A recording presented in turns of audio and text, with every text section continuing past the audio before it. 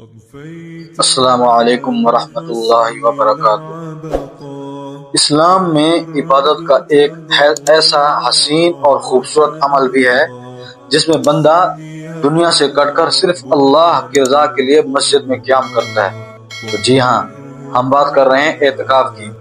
اعتکاف وہ مبارک عبادت ہے جو ہمیں دنیا کے شور و غل اور بےہودگی سے نکال کر صرف اللہ کی قربت میں لے آتی ہے۔ اللہ کے نبی کریم صلی اللہ علیہ وسلم نے فرمایا کہ جس نے اللہ کی رضا کے لیے اعتکاف کیا، اللہ پاک اس بندے اور جہنم کے درمیان 3 خندقوں کا فاصلہ فرما دیتے ہیں، اور ہر ایک خندق مشرق سے مغرب کے فاصلے کے برابر ہے۔ یعنی اعتکاف نہ صرف عبادت کا ذریعہ ہے بلکہ جہنم سے نجات کا سبب بھی ہے۔ اعتکاف کے فوائد، پہلا فائدہ یہ ہے کہ گناہوں کی بخشش کا ذریعہ ہے۔ جب بندہ اعتکاف کرتا ہے تو وہ گناہوں سے بچ جاتا ہے اور اللہ کی رحمت میں آ جاتا ہے، کیونکہ وہ ہر وقت مسجد میں رہتا ہے تو وہ اللہ کی رحمت میں آ جاتا ہے، اور مسجد میں اللہ تعالیٰ کی رحمت برستی رہتی ہے۔ اور دوسرا فائدہ کہ اللہ کی قربت بھی ہے اس میں۔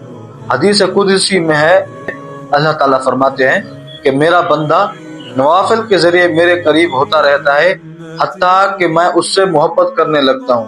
یہ بخاری شریف کی حدیث ہے۔ اور جو تیسرا فائدہ ہے وہ ہے دل کی پاکیزگی۔ دل کی پاکیزگی، مسجد میں بیٹھنے سے دل سے دنیا کی محبت کم ہوتی ہے اور اللہ کی یاد زیادہ ہوتی ہے۔ نبی کریم صلی اللہ علیہ وسلم کا معمول، رسول اللہ صلی اللہ علیہ وسلم رمضان کے آخری عشرے میں ہمیشہ اعتکاف فرماتے تھے، اور صحابہ کرام رضوان اللہ تعالی علیہم اجمعین بھی اس سنت پر عمل کرتے تھے۔ تو آئیے اس رمضان میں ہم بھی اعتکاف کا اہتمام کریں اور اللہ کی خاص رحمتوں اور برکتوں سے مالا مال ہوں۔ تو اس ویڈیو کو لائک کریں اور آگے شیئر کریں۔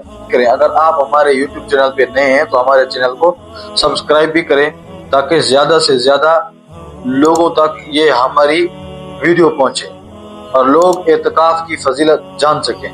شکریہ۔ وعلیکم السلام ورحمۃ اللہ وبرکاتہ۔